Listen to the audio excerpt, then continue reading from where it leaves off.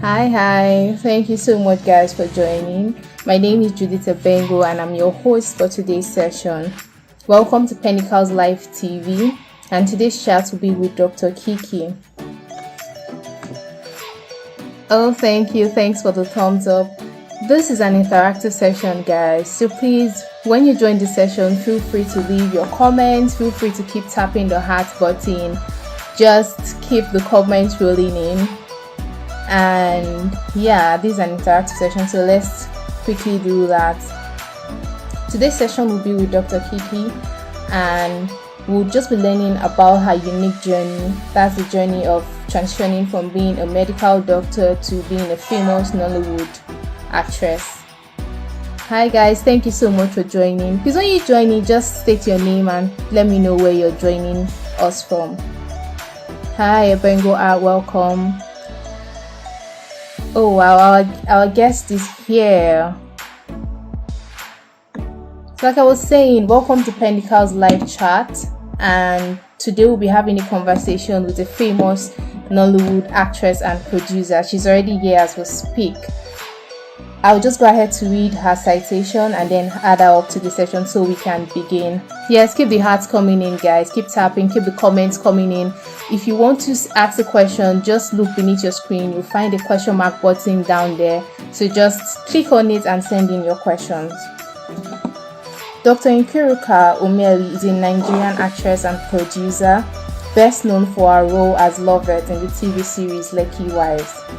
She is also known for her role as Blessing in the 2015 crime Kappa. Dr. Omeili is a humanitarian, and she is involved in humanitarian work such as Project Pink Blue. She has won a lot of awards, and it is a privilege to have her with us today. I'll just go ahead to add her to the call.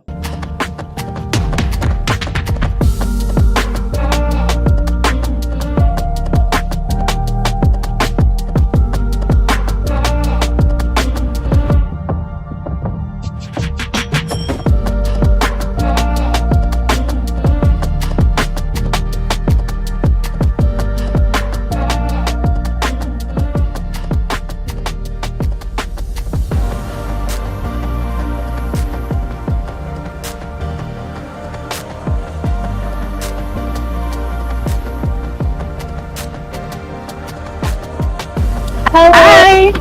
Good evening. Wow, Hi. it's such a useful How are you? call today. I'm okay. I'm doing okay. How are you doing? How was your day? Very well. I'm very well, thank you. Thanks for having me. It's a real pleasure to be here. Great, amazing. It's a huge privilege to have you too. So I'll just get right into the interview. And yeah, so please, we would like to meet you. Like, who is Dr. Kiki? Where are you from? And what do you do? Stuff like that. Who is Dr. Kiki? Just a little bit of what you can tell us. So my name is Kiki Omeili. Like everybody knows, medical doctor. My full name is actually Nkiruka because a lot of people don't know that I'm Igbo, but I am. I'm from Anambra State, in southeastern Nigeria. I am currently an entertainer. I'm an actor. I'm a producer. I'm a health advocate. I'm just a passionate advocate for people living right and just being the best that we can be generally. So that's me in a nutshell. Amazing. Thank you. Thanks for sharing. Well, you said you're a medical doctor. We know that. We are Pennical. We know that. But some people find it so hard to believe. So please, just to clear the air, when and where did you get your medical education? Okay, so I studied at the College of Medicine, University of Lagos, and I graduated in 2006. It's more commonly known to everybody out there as this, right? So yeah, that is where I went. That's great. There you go, guys. Dr. Kiki finished 2006 from the University of Lagos, just in case you're still doubting. Well, how was medical school like for you? Like any horror stories? Or was it just a breeze for you? Okay, just let us know. Yeah. Yeah, anybody who went to med school, right, knows that there are 1,000,001 horror stories from medical school. Yeah, one time on Twitter, there was a series, my medical school experience or my medical school story or something funny. You know, it was just so amazing reading stories from other people, you know, their medical school experiences, because I think at the end of the day, all medical schools are the same. You go through the same experiences with like your junior registrars, your senior registrars, your consultants. It's basically all just the same, right? And the reason that they are that hard on you and the reason they terrorize you so much is because a lot is expected of you. You're dealing with human life and all. They expect so much from you. So that's the reason that they are terrorists in quotes. So I have a million and one stories. I don't even like thinking about them. They're so traumatizing. Like I can totally relate. Okay, so yeah. Yeah. So wait, let me tell you. Let me even tell you, right? So Unilag was even a breeze compared to Ibadan, because I did my housemanship in Ibadan, right? So I was gonna come to that because I saw it on your interview on the Young African. You said you did your house job in Ibadan. I'm like, oh my god, because I'm a fifth-year medical student and I know that God, it can be crazy. So please tell us about that.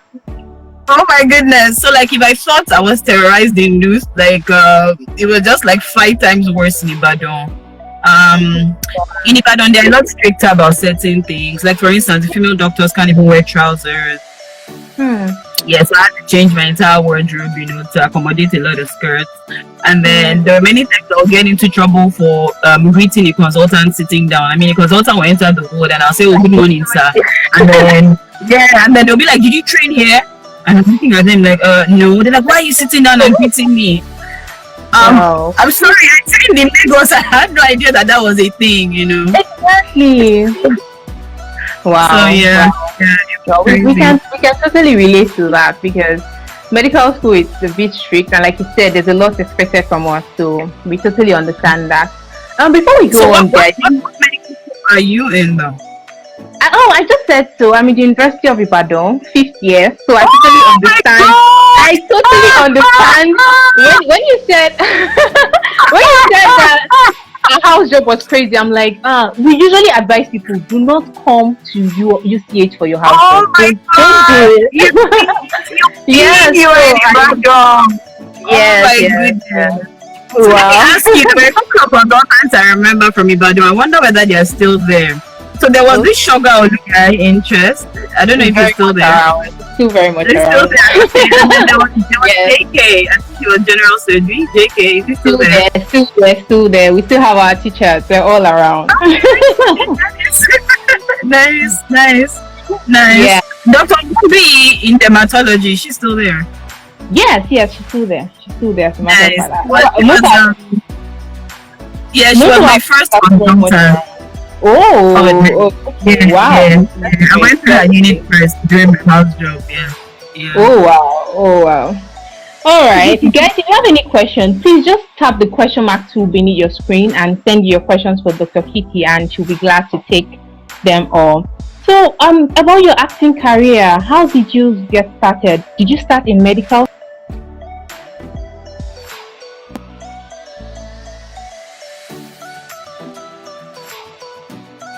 Hello?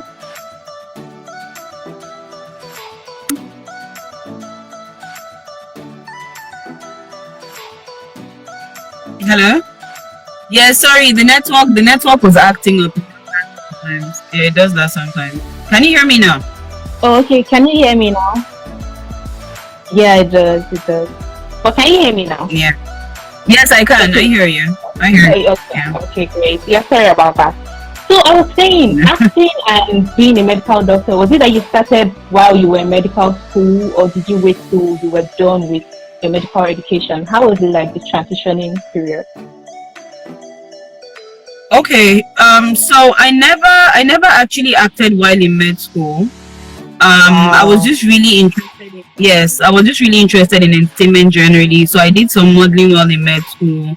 And then whenever there was any program, maybe for like new medical students or whatever, they would always call on me to MC the events. I guess they saw something in me entertainment wise. So even though I was really interested in entertainment, I didn't really pay a lot of attention to it while I was in med school. I just basically focused on my studies, because even now there are many people who come to like my DMs and tell me, oh, I'm a medical student, but I really like acting. What should I do? Should I pursue it? And blah blah blah. So I give them the same advice that I followed, right? I tell them to just make sure that they focus and get their degree, and then they can now move on and do whatever it is that they want to do, because I mean acting is not going to go anywhere. It's going to be here for as long as anybody knows. So I think just focus and get a degree. And then so I didn't start until I was done with housemanship. I was done with NYSC. I even worked for a little while before I started acting. Okay, that's great. But at what point did you know you were going to go into acting full time and just leave the medical profession? Okay, so I mean, all through med school, I kind of knew that I liked entertainment, but I thought if I ever did it, it would be something that I did on the side, right? I just kept hoping that I would develop some kind of love, for clinical medicine. It never really happened. So while I was a student, when I got into clinical school, my brother is being very funny. He's waving to me right now. He's trying to distract me. So when I got into clinical school, right, I realized I was not exactly so hung up on clinical medicine. I liked the theoretical part of medicine, my microbiology, biochemistry, physiology and what have you. I would ace all those, right? When I got to clinical school, I wasn't such a big fan of patient contact, right? So I convinced myself, I didn't like clerking patients and stuff. Yeah. So I convinced myself that maybe it was because I was a student and we were not really actively involved in patient management. As a student, you're like at the bottom end of the food chain. Nobody really holds you responsible for patient management and all. So I thought to myself that probably when I start house job, actively involved in patient management, I might feel differently about clinical medicine. Yeah, so when I started house job, I realized that as a house officer, I'd basically do what it was that I needed to do. I was a good house officer, but I was not okay, let me tell you a story to explain what I mean. HOR, right? Sorry, HOR is in Luth. HMO. Which one is the house officer's residence in Ibadan? Is it HOR or HMO? I'm confusing. What's it called? That one that is behind the emergency, where house officers stay. What's it called?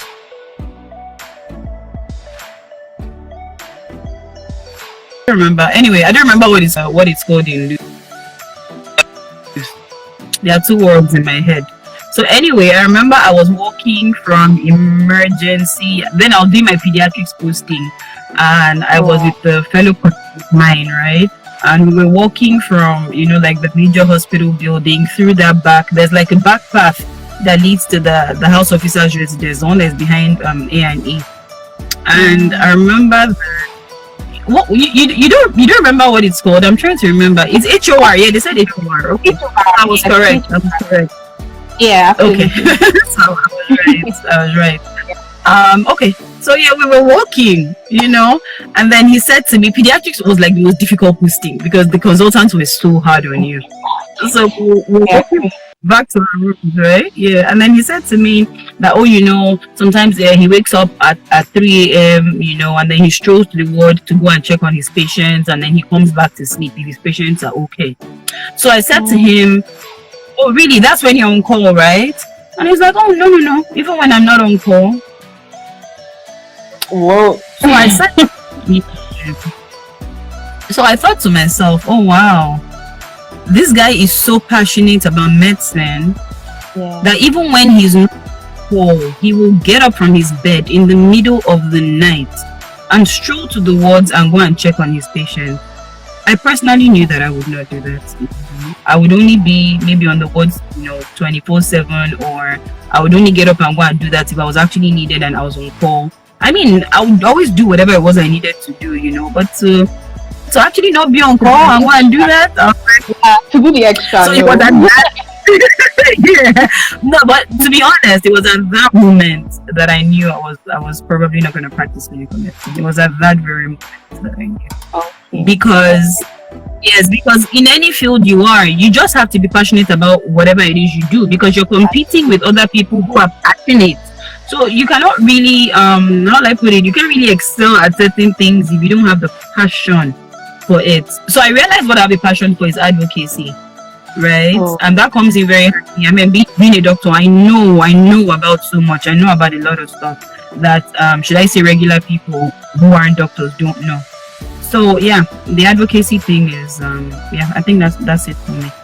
Amazing. But do you miss it at all sometimes? Do you miss the medical life, the ward rounds, the collect your patients?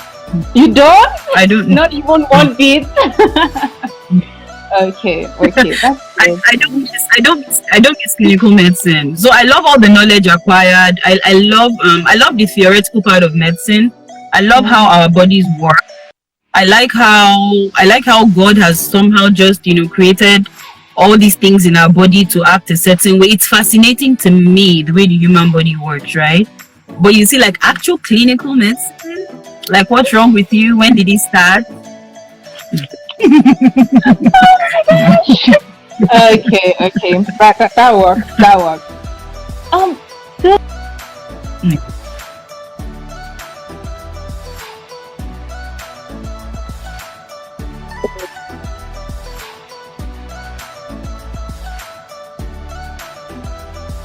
get to do, and or how did you deal with the oppositions, if there were any?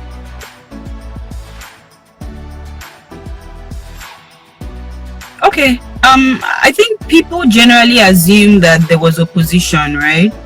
I always say that parents know their children. Yeah, parents know their children, so they know what this child can do and they know what that child can do. My parents didn't seem too shocked when I told them that I wasn't going to practice medicine, because they knew that I had a flair for entertainment generally. They knew that. So they were not too shocked when I came and told them, I wasn't going to practice medicine, that this was where I was going to go. And I have to commend them. They were so supportive, because imagine how much more difficult the transition would have been if I had to be fighting my parents every step of the way. Yeah, because for many people, that's their whole story, my parents didn't approve and blah, blah, blah. So it just makes it more difficult, but they supported me. I had their support, and I'm really grateful to them for that. But the part that was difficult was trying to break into Nollywood. When people hear that you're a doctor, there was that look they will give you, like, so what's this one doing here? Like, are you misplaced or something? This one is an ectopic.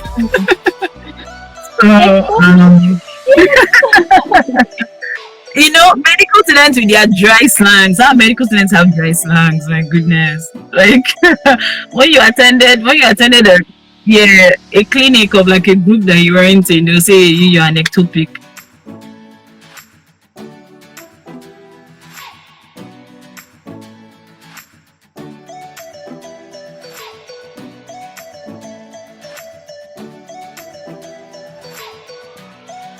Like, I was asking what advice you would give to someone who wants to actually chase their passion. It could be singing, it could be acting, but there's just this opposition here and there.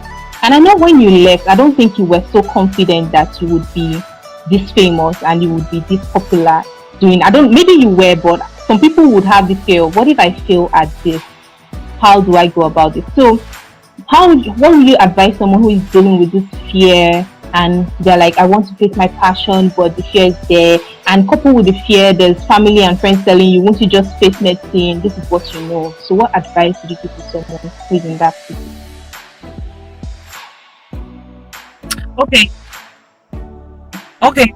I remember when I first said that I wanted to go into entertainment and I wanted to start acting, right? I vividly remember this guy. He said to me, Kiki, you are smarter than that. Yeah, he said that to me. He said, Kiki, you are smarter than that. Like, do you honestly, how can you be about entertainment at this stage? You are smarter than that. I remember he said that to me. And same guy right now, he's like one of my biggest fans. Whenever he sees me in any movie or whatever, he'll call me and say, oh, Kiki, look who I saw, stuff like that. So at the time I was transitioning, I didn't really think about, what am I going to do if I don't succeed? I didn't really think about it like that. I just saw that, listen, this is what I want to do and I'm just going to go for it. I didn't really think that not succeeding was a possibility. And then when I had now actually already made the transition, I now looked back and I was like, oh my goodness, like, what did you do? Because at the time I was trying to transition, it didn't even occur to me that failure was an option. So then I realized that the fear of failure, people being scared of what people will say, that whole fear of, what if I don't make it holds a lot of people back, and it prevents them from actually going for what it is that they really want. If we are honest, there are no guarantees in life. So there's no guarantee that when you decide to go and do something that you're going to succeed at it. There are absolutely no guarantees.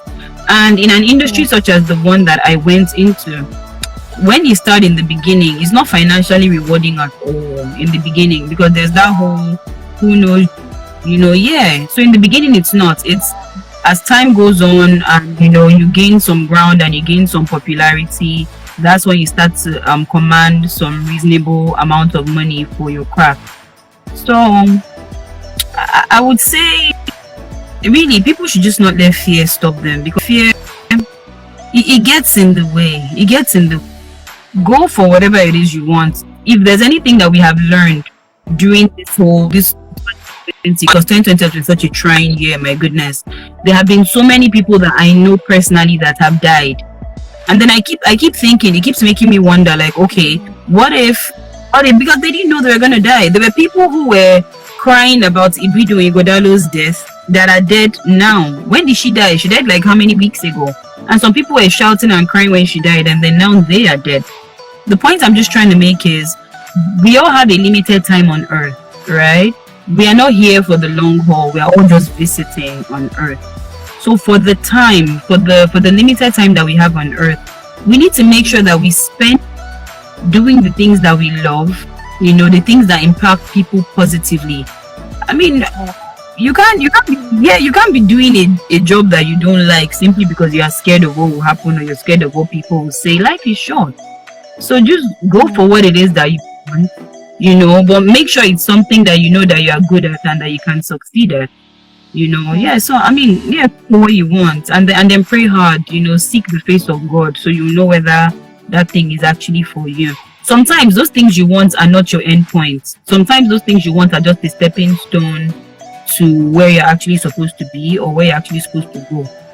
Yeah. Sometimes you feel like, oh, I want to be a musician. That might not be your end point. Maybe you were just supposed to do music for a while and then use your platform to do other things. You understand? So yeah, my advice is just go for what you just do you. Yeah.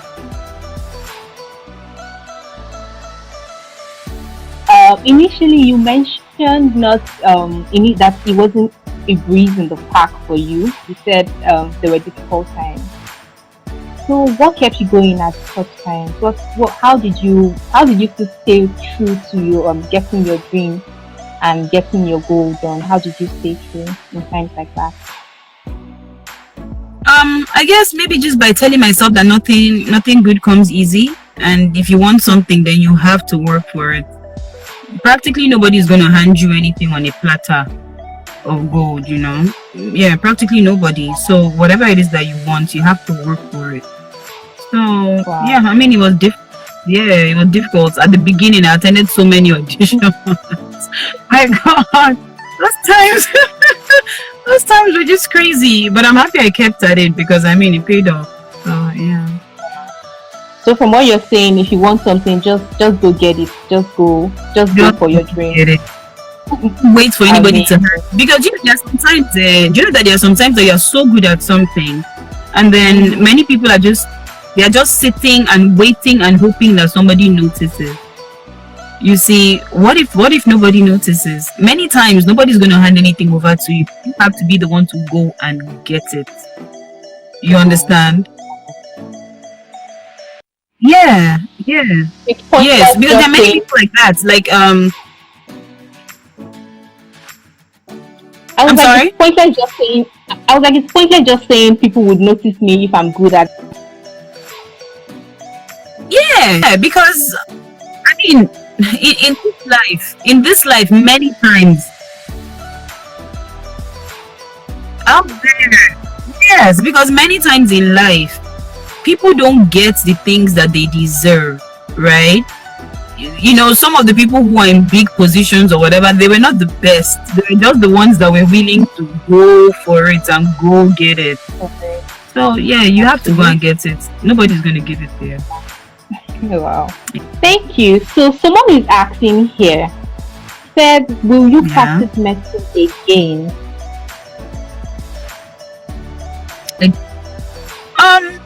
To be honest, that is not totally off the table. The truth is, I like medicine. I like everything that medicine stands for, in the sense that, like today, I put out a video that was talking about rape and what to do if you get raped.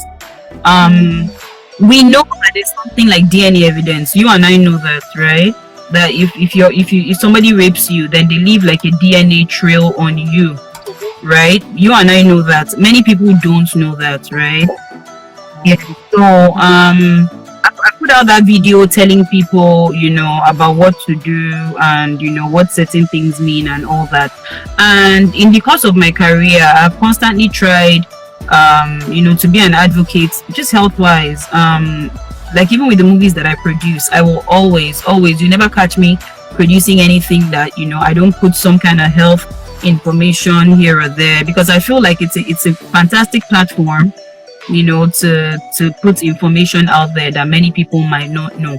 So you can educate people as you're entertaining them.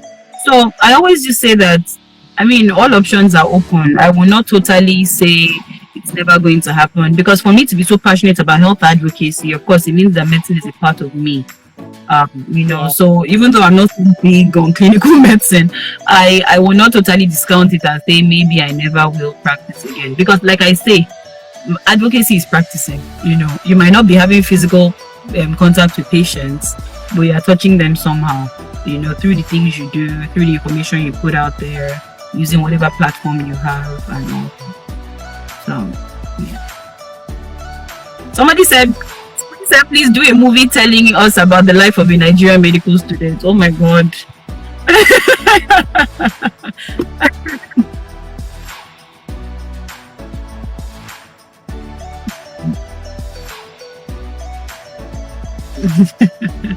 Yeah.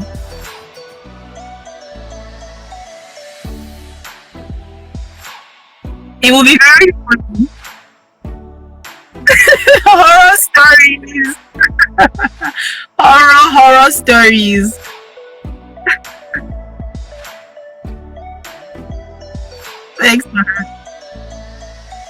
Thanks for having me. This was fun. This is like the first time. This is the first time I've been this is the first time I've been interviewed, or the first time I've had a chat with someone who actually understands. Yeah. Oh, yeah. Wow. Did you hear what I said? You said yes, with someone who actually understands. Yes, with the person who understands, because I mean, you are there right now, so you understand. I know the process. So you understand. I know the process. Yeah. All right. It was so nice having you. Thank you so much. Thank you so much, guys, for joining Thanks in. For having me. The replay of this video will be on our YouTube channel. Please subscribe, like, and share with your friends. Thank you. All right. Thank you so much. Take care. Yeah, bye.